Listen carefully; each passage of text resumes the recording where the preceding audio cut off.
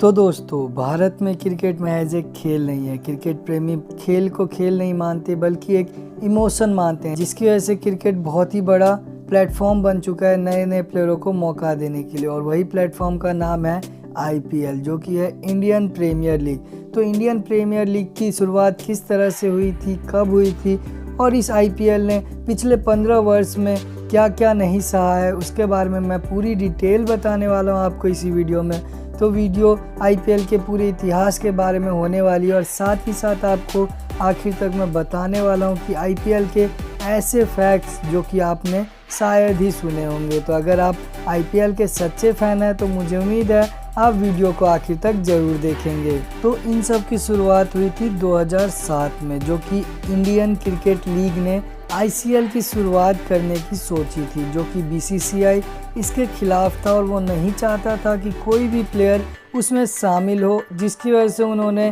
Ban लगा दिया प्लेयरों को उसमें शामिल होने के लिए। और साथ ही साथ ये भी दावा किया कि वो आने वाले 2 साल से प्लान कर रहे थे IPL के लिए, जो कि इंडियन प्रीमियर लीग होने वाला है। तो जो कि इसके पूरे कार्यकर्ता थे ललित मोदी, जिन्होंने IPL की शुरुआत करने की सोची थी। तो उन्होंने 2008 में IPL की शुरुआत की, जिसमें कि नए उभरते सितारों को मौका देने का बहुत ही अच्छा मौका मिलने वाला था, क्योंकि नए प्लेयरों को इंडियन क्रिकेट में एक बड़ा प्लेटफॉर्म मिलने वाला था। तो ललित मोदी ने लीग का फॉर्मेट NBA की प्रीमियर लीग से और साथ ही साथ फुटबॉल की प्रीमियर लीग से लिया था, जो कि वो आइडिया काफ़ी ज़्यादा काम करने वाला था, जिसकी वजह से IPL के सारे रूल्स लगभग NBA और फुटबॉल लीग से मैच करते हैं। तो BCCI का सपोर्ट ना मिलने की वजह से ICL को उसी वक्त खारिज कर दिया गया और IPL की स्थापना हो गई, जो कि IPL 2008 में पहला सीज़न चालू हो गया। तो IPL का मेन टारगेट था उनके यंगर ऑडियंस को मौका देना, जो कि यंगर ऑडियंस IPL में और T20 फॉर्मेट में ज़्यादा इंटरेस्ट ले रही थी, जिसकी वजह से ये टूर्नामेंट T20 फॉर्मेट में आयोजित किया गया। और साथ ही साथ हमारे नए भारतीय खिलाड़ियों को भी ज़्यादा मौका मिलने की उम्मीद जगी इसमें, जिसकी वजह से IPL के पहले सीज़न में 8 टीमों को शामिल किया गया, जो कि थी Deccan chargers, Rajasthan Royals, Kings 11 Punjab, Chennai super king, Delhi Capitals, Mumbai Indians, Calcutta night Riders और साथ ही साथ रॉयल चैलेंजर्स बेंगलोर। और कुछ शर्तें रखी गई इन टीमों को बनाने की, जैसे कि केवल 80 करोड़ के भीतर एक टीम तैयार की जानी चाहिए थी, जिसमें कि 18 से 25 प्लेयर टीम में रखने की जगह थी। और साथ ही साथ वहीं पे केवल आप 8 या 8 से कम प्लेयर ही विदेशी अपनी टीम में रख सकते थे, जिसमें से आप केवल 4 प्लेयर प्लेइंग 11 में खिला सकते थे। और ये नियम इसलिए बनाए गए थे ताकि भारतीय खिलाड़ियों को ज़्यादा से ज़्यादा मौका मिले और यंगर जनरेशन को इसमें अच्छा परफॉर्म करने के लिए प्रोत्साहन भी मिले। और वहीं पे IPL के चौथे सीज़न में 2 नई टीमों को जोड़ने का भी ऐलान कर दिया गया, जिसमें कि पुणे वॉरियर्स और साथ ही साथ कोची स्टक्कर्स केरला IPL के चौथे सीज़न में जोड़ी गई थी। पर कोची स्टक्कर्स केरला अपना दम नहीं जमा पाए, जिसकी वजह से BCCI से उनकी अनबन हो गई और वो टीम केवल एक ही साल दबदबे में रह पाई और 1 साल के बाद उनका नामो निशान मिट गया। और वहीं पे पुणे वॉरियर्स 2 साल के बाद कुछ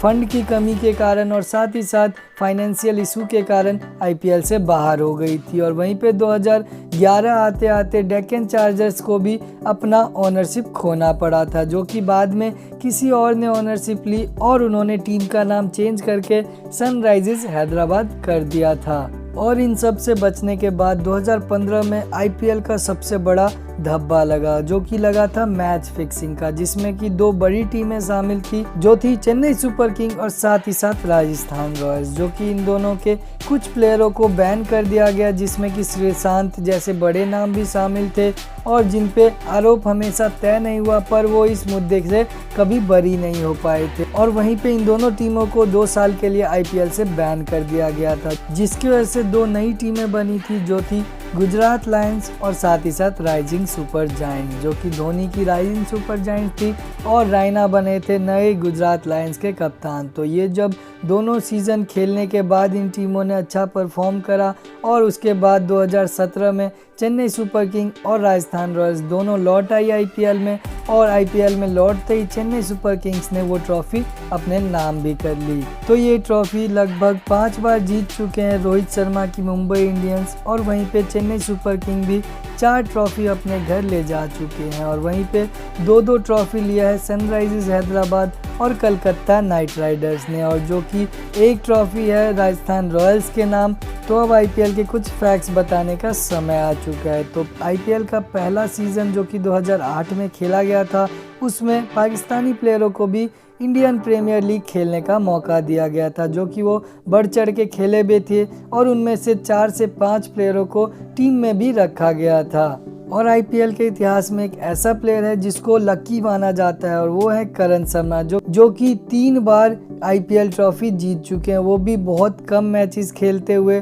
और जो कि वो ज़्यादातर मैचेस उन्होंने बेंच पे बैठ के बिताए हैं। और करण शर्मा ने लगातार अपनी टीम बदली है, पर वो मुंबई इंडियंस और चेन्नई सुपर किंग के लिए लकी साबित हुए थे बेंच पे बैठते हुए भी। और वहीं पे बात करें सबसे अनलकी प्लेयर की, तो ये नाम सुन के आप शायद चौंक सकते हैं, और ये आंकड़े उनके बारे में बताते हैं, क्योंकि वो प्लेयर बहुत ही बेहतरीन प्लेयर है। तो मैं बात कर रहा हूँ रविंद्र जडेजा की, क्योंकि उन्होंने जिन 4 टीमों से खेला है वो या तो बैन हो चुके हैं और या फिर आईपीएल से निकल चुके हैं। तो जो कि उन्होंने शुरुआत की थी राजस्थान रॉयल्स के लिए, और उसके बाद वो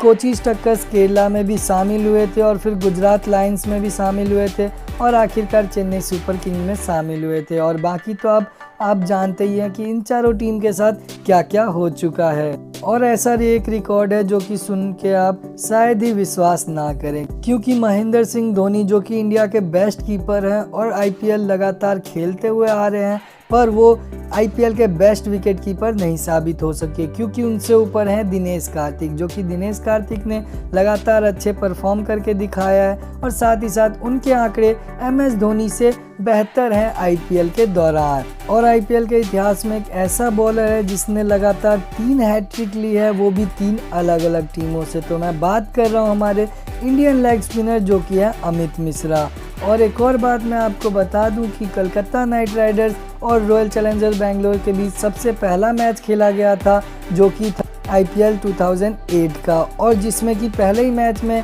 सबसे तेज 50, सबसे तेज 100 और सबसे तेज 150 रन का रिकॉर्ड कायम हुआ था, और वो रिकॉर्ड बनाया था ब्रैंडम मैकलम ने, जो कि कलकत्ता नाइट राइडर्स के लिए खेल रहे थे। और वहीं पे एक और इंटरेस्टिंग रिकॉर्ड है रॉयल चैलेंजर्स बैंगलोर के लिए, जो कि है 23 अप्रैल की तारीख रॉयल चैलेंजर्स बैंगलोर के इतिहास में कुछ अलग ही मानी जाती है, क्योंकि इसी दिन रॉयल चैलेंजर्स ने सबसे ज़्यादा हाईएस्ट रन का स्कोर भी बना रखा है, जो कि है 267 रन, और वहीं पे टीम में सबसे लोएस्ट का भी स्कोर बना रखा है, जो कि है केवल 49 रन। तो ये तारीख रॉयल चैलेंजर्स बैंगलोर के लिए सबसे ज़्यादा अजीबोगरीब डेट मानी जाती है, और इस दिन अगर रॉयल चैलेंजर्स का मैच होता है तो कुछ अनहोनी या फिर आश्चर्यचकित बात होने की बहुत ही ज़्यादा उम्मीद रहती है। और शायद आपको ये फैक्ट पता हो ना हो, क्योंकि शिखर धवन जो कि हैं आईपीएल के और टी20 के उतने माहिर खिलाड़ी नहीं माने जाते हैं, पर उनके नाम एक ऐसा रिकॉर्ड है जो कि शायद ही पता होगा, क्योंकि वो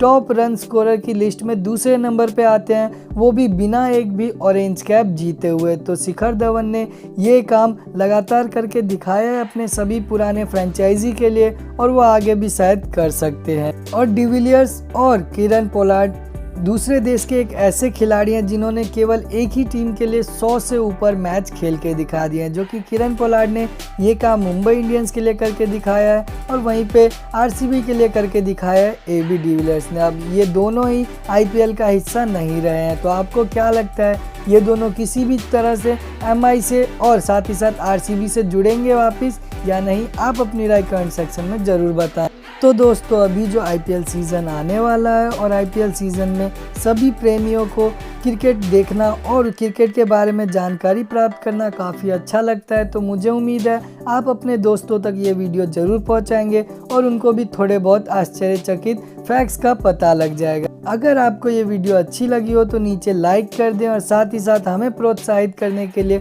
कमेंट में कुछ ज़रूर लिखें। और वहीं पे अगर इस तरह की वीडियो आप और पाना चाहते हैं तो नीचे जो लाल कलर का बटन है उसको कर लें टच और हमारे चैनल को कर लें सब्सक्राइब। तो फिर मिलते हैं अगली वीडियो में कुछ ऐसे इंटरेस्टिंग और इन्फॉर्मेटिव वीडियोज़ लेकर। तो तब तक के लिए धन्यवाद। Take care, keep playing, play hard.